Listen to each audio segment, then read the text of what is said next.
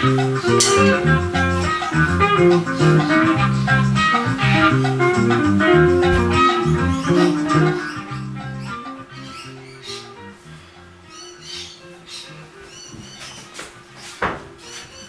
in, Nigel, I'll get a couple of chairs.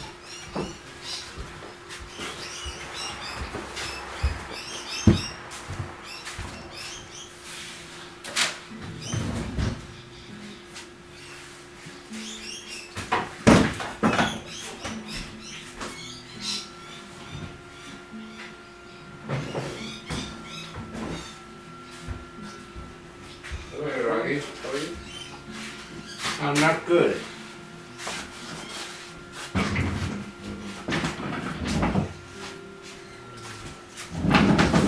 Have a sit down, Raghavan.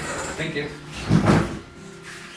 Have a seat. So I spoke with your depot's due today. I spoke with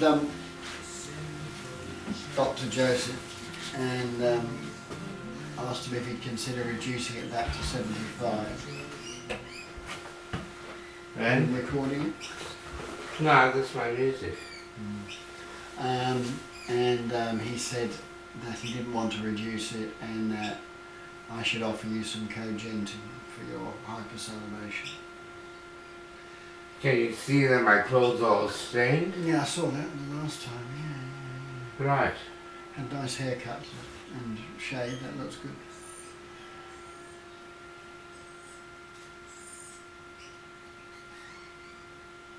So, I don't quite know where we go from here really. Well,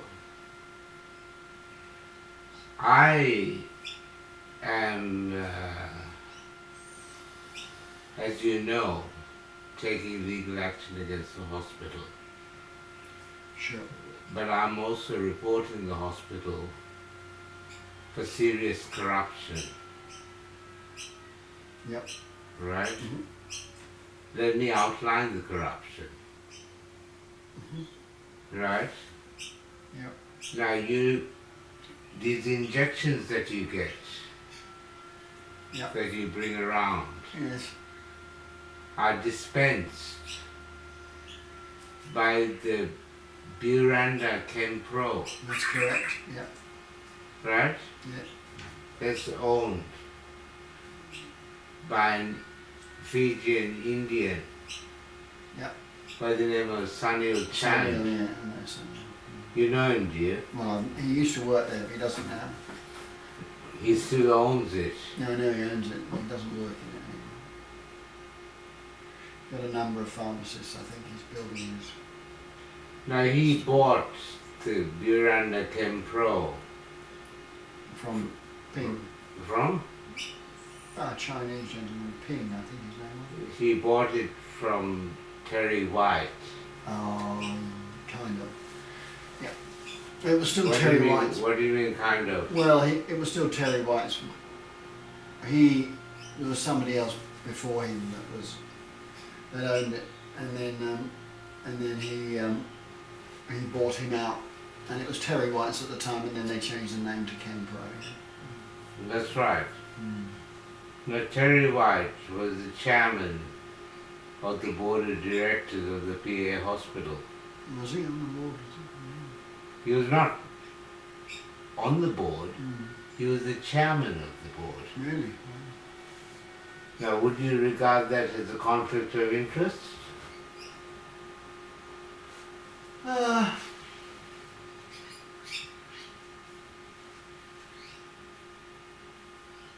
Well, I think the original contract they had with Chempro was with a guy prior to Terry White, so I think it was just carried on as a. As long as he declared his interest, I don't think it's necessarily a conflict, because the money that they'd given them, like for dispensing all of the medications for Metro South, that was a contract that was, as far as I'm aware, that contract was well before Terry White took over that chemist.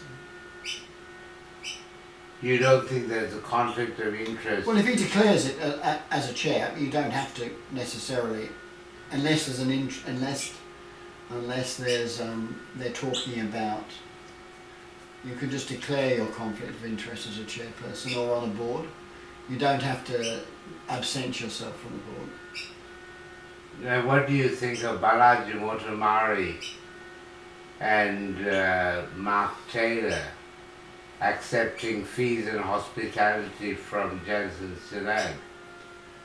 That's for them to discuss. That's for them to decide whether or not that's acceptable for them. I don't know. If they have, then... Well, I don't think it's acceptable. No, well, that's your opinion. Obviously, you know, there's a whole variety of different opinions around that. They are promoting injectable depot injections, and they're getting paid bribes by the company. There's lots of doctors that work for, that still have public health practices and work for pharmaceutical companies. And, I know, and that's called corruption. All over the world, yeah. Because It's called corruption. Yeah, we get them coming out from the UK all the time. I know. And promoting a particular... I know. I know you do. And that's what I call corruption. Yeah, there was a big thing. I mean, it's interesting because when I worked in the UK many years ago, and even recently, like back in 2007, there was a ban on medication companies bringing sandwiches and all those things and doing drug rep talks to nurses because of the risk of trying to give them inducements to have dinner and all that sort of stuff. But yeah, so that was frowned on then. But it seems to me that a lot of those things have kind of changed now, and people have gone back to their old ways, really. So you think that's a problem? I think if you're promoting a particular drug and you're using that drug solely, and you're not solely. You're not looking at the research and efficacy of particular medications and making a value judgment on each individual person, then I think it can be an issue. But you know, a lot of those injectables have very similar constitutions in terms of, like, risperidone and Trinza and paliperidone. They're all made by Janssen. They're all the same. I know. Company. And risperidone was the first one that came out, and then paliperidone, and now Trinza, which is the 3-monthly injectable. And these drugs. I mean, that's why I said to you, I think really, you know, like, to avoid a lot of that, the monthly injections, and because the Trinza is a sustained release over a 3-month period, I think it has less side effects. So I did say to you that I thought that actually, in terms of if you're going to have to stay on, if the doctors believe you have to stay on injectables, then, you know, for you, I think it would have less side effects. These doctors are junior to me and know less about psychiatry than I do. They know less about medicine and they know less about the brain. Well, that may well be the case, because you're a very knowledgeable chap, and that's not just promoting. I know that. I know you're very intelligent and academic. I'm not an academic. I'm a clinician. Well, you've published. I have a background as a clinician. I know, but you've published lots of research papers, which they're not research papers. No.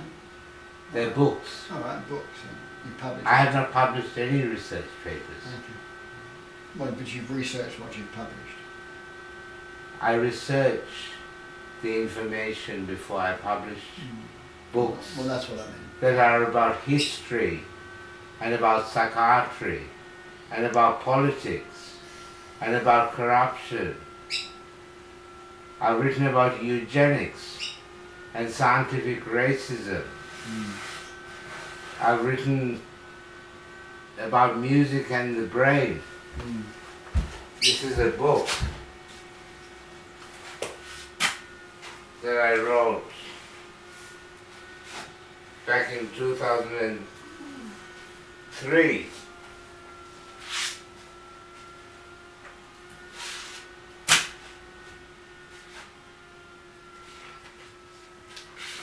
Yeah, it's a fascinating area, music in the brain.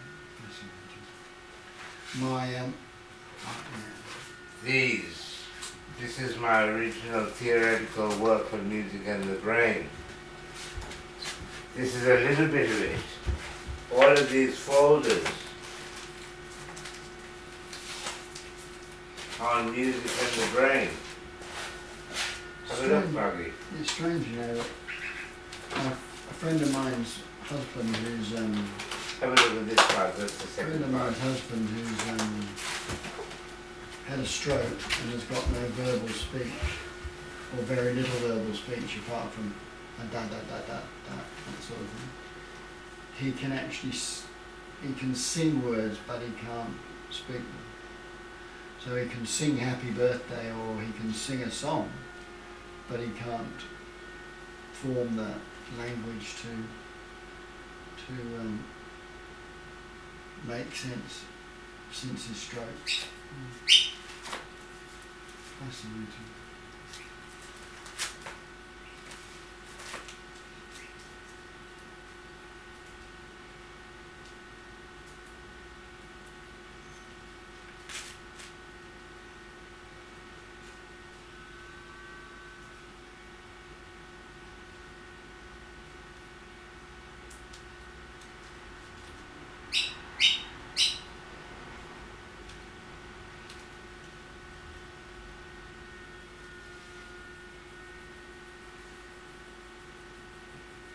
Does it appear thought disordered to you, Nigel or Raghi?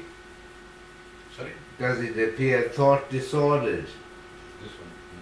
No, of course not. Definitely. This is well thought out. I just read the 2 pages and quite good, quite researched. And that's all I can say. Seem to be quite researched.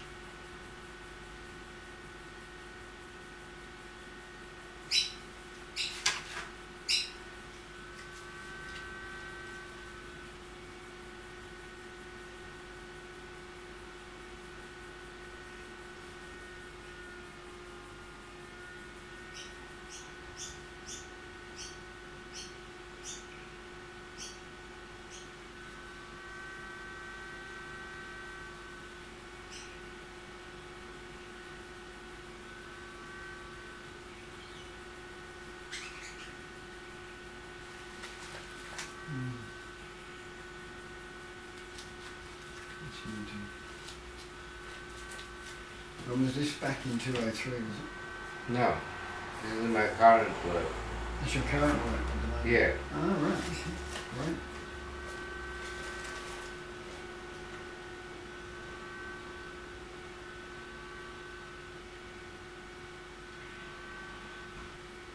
That's so knowledgeable.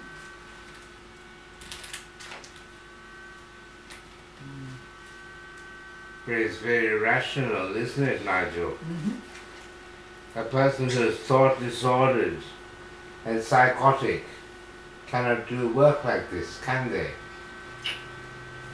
It would certainly appear that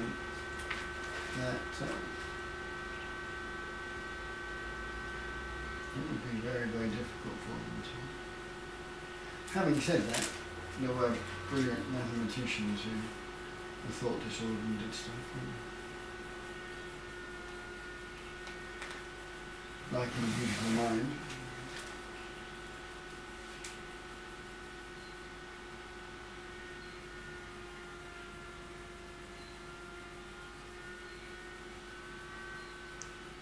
Okay.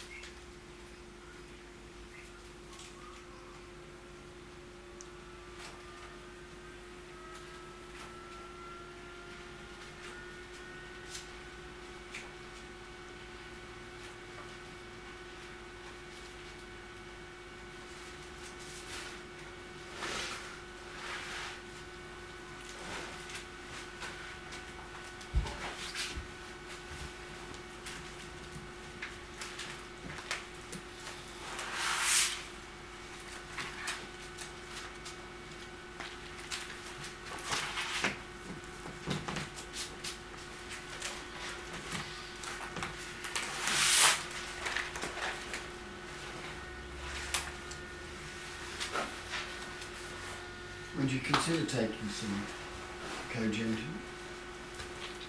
just to reduce the Not in the least. hypersalivation? No, okay. Not in the least. I thought you'd I'm going I thought to. you'd tell me that. I'm going to insist that these injections be stopped, and that I Joseph honestly be think sacked. I honestly think that The guy did not pay me. He forced me to come in and see him. And then he developed no eye contact with me. He spent the whole time reading a computer screen. And he refused to speak to me on the phone. How dare he? He graduated more than 20 years after I did, in India. I graduated at the University of Queensland, and I was the Dux of Churchill before I got into medical school. I had 20 years experience as a family doctor. I've written several books. I've published 500 tracks of music. 500 tracks. Can you see that pile of CDs over there? Nigel, yeah. can you see that pile? Yes. Those are all original music.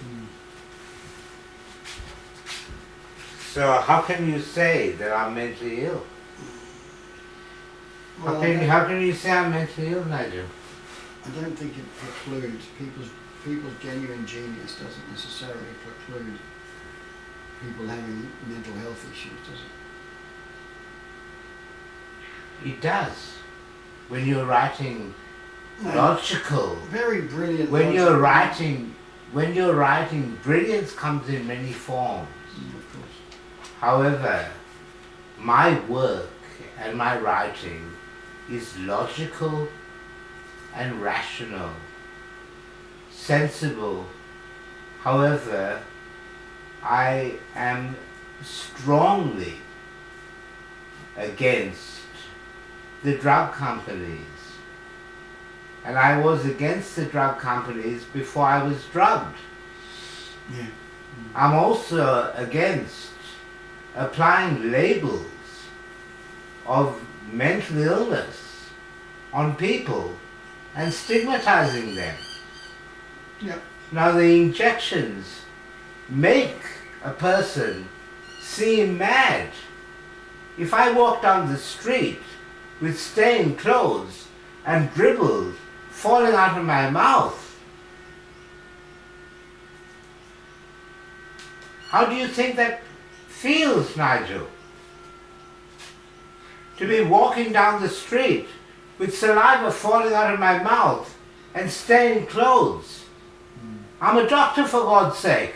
Yeah, and I expressed my concerns about that. And he ignored it. The same way that he ignored me. He said that he thinks it's far-fetched to believe that my father got me locked up for going against him. And he said that it's a delusion to believe that my father supported the Tamil Tigers. Yeah. What do you think of that? Well, Dr. Sagir and myself, when we came to see you some years ago now, we never disagreed with you about your father's involvement with the Tamil It Tigers. took a lot of convincing Sagir Parker that my father had supported the Tamil Tigers, and I had it recorded and it's on YouTube. I know, we've seen it. Right. We've seen it. Now, it took me over an hour of showing him documents, showing him my father's papers, showing him my father's books, before he would accept. And he even then didn't accept that my father supported the Tamil Tigers. He and you went back. This is what Sagir told me. You went back and checked on the internet and confirmed that what I was saying about my father was true. We did. Right. However, Anup Joseph didn't do that, and you didn't tell Anup Joseph And I that told his him, opinion is wrong. No, I told him. I did tell him. I did say to him I felt that was not a delusion, or that I believed that what you said was probably true. So I mean, I my hands are tied at the moment, and I don't know. I've said to you, I think the best possible action you could take would be to make an appeal to the Mental Health Review Tribunal. But you know that the Mental Health Review Tribunal never discharges people who disagree that they're mentally ill. Well, they discharged you once before. They discharged me when I said I was mentally ill and would seek private care. Well, that is the only situation in which they discharge you. Well, you can Is say they the same say, this time. I'm not going to lie. Well, you can just say the same. I'm not going to say that I have schizophrenia, Nigel. I don't. No. Well, Schizophrenia is a condition with hallucinations, delusions, social withdrawal. I am socially withdrawn because I'm embarrassed about spittle falling out of my mouth yeah, I mean, and slurred speech. I know Dr. When Park. I rang up the executive yesterday, the office, you know what she said? I can't understand what you're saying. I'll put you back to switch. People can't understand what I'm saying on the phone. Yeah, your speech is slurred. A bit more slurred than it was. I used to be extremely articulate. I know. And I do. And It's crippling me, Nigel. It's crippling me. Yeah. Well, I think It's torture. Okay. Well, I think the only way out of that is to present well at the MHRT and give them reasons why you believe that to be on the treatment order is not beneficial to you. No, I want you to say that the treatment authority is not justified because I'm not a risk to myself, not a risk to others, and not showing signs of mental illness. That is your job, Raghi. It's your job as well. I have been very reasonable with both of you. Right? Our job is to administer. No, it's not. Our job, as well as advocating for you, which we have done. Not advocating. No, you have not. Well, I have. I just asked the doctor to reduce your depot. That's not advocating Well, for what's me. that then? What is it then? Advocating for me is to be on my side. Well, no, it's not to agree with you. No, it's not to agree. Advocating for me, all I want you to do is obey the law. Well, the law says at the moment, because you're on a treatment order, that No, you have to follow the law. treatment and you have to see a doctor. It says, hang on, the treatment authority says that you have to follow certain treatments that are laid down and prescribed by the doctor and administered by nurses. And part of that treatment is that you receive your paliperidone depot injection once a month. I've offered you Trinza, so you can have it once every 3 months if you wanted it, which I think would be much more beneficial for you. It would give you less side effects. It would not. It wouldn't mean that you had to have invasive injections every month. Only once every 3 months, 4 times a year. It would certainly be worth a better outcome for you, I think. Nigel, Yeah. as I explained a moment ago, this is a treatment for chronic schizophrenia, and I don't have chronic schizophrenia, right? Secondly, the physiology of these drugs is that they block 90% of the dopamine receptors in your brain. 90% of the dopamine receptors in your brain are blocked by these drugs. Now, I don't know whether you know much about dopamine, but dopamine is an essential neurotransmitter in the limbic system and the basal ganglia. The side effects that I'm having, the dopamine also inhibits the production of prolactin in the pituitary. Extrapyramidal side effects are reference to the Parkinsonism. The use of cogentin, which is an anti-Parkinsonian drug, is not indicated for the other adverse effects that I'm suffering from. It is not clinically indicated because I don't show signs of schizophrenia. These drugs were trialed and shown to be efficacious to improve PANSS scores, positive and negative syndrome scale, right? You know perfectly well and have admitted to me that I don't rate very highly on a PANSS scale. Right.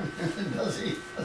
No. Now, if I don't rate highly on a PANSS score, the drug is not clinically indicated because it has only been shown to be effective to improve PANSS scores.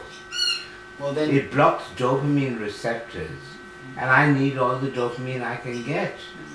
Well, Because I would now say- when I was playing music, a shaker, I couldn't shake in time. I'm a musician.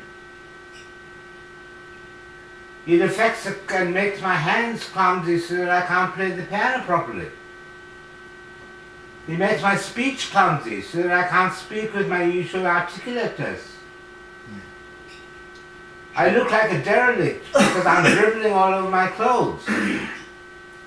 Now this is, if you can't see that this is abusive, there's something wrong with your judgment. Well, I've spoken to the doctor. I can't do anything else. He has the ultimate authority, not me. He's not the doctor. Well, he is your. He was he was the one who prescribed. He was an appointed. increase. He was appointed by a woman who refuses to speak to me. Right? Who's that? Rebecca Ibbotson. Well, I don't think she didn't appoint him because. Well, who appointed him? Well, it's an executive medical decision. She's a nurse. She doesn't appoint people. So it was Paul Schneider, No. Balaji Motomari. Yeah, and above, I think, yes. There is no one above because Oh, sure is. Kiran Kinsella is a nurse. But he's also a CEO. He's a chief.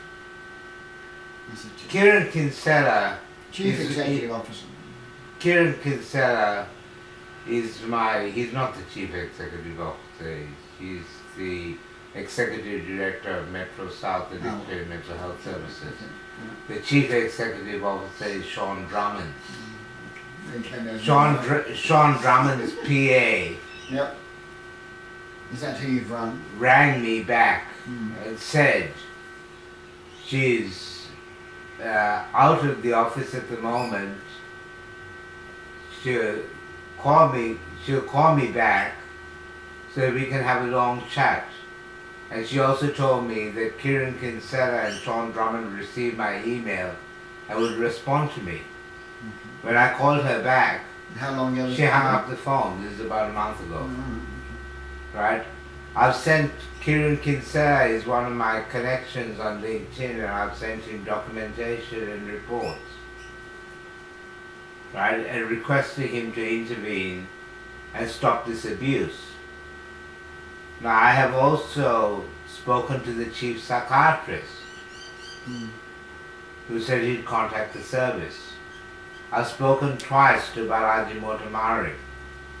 Balaji Motomari said that he'd speak to Tarun Sehgal.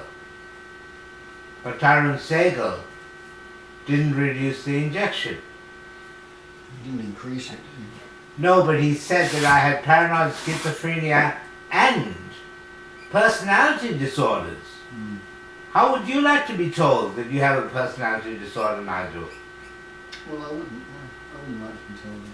Would you like to be told that you have a personality disorder, Ravi?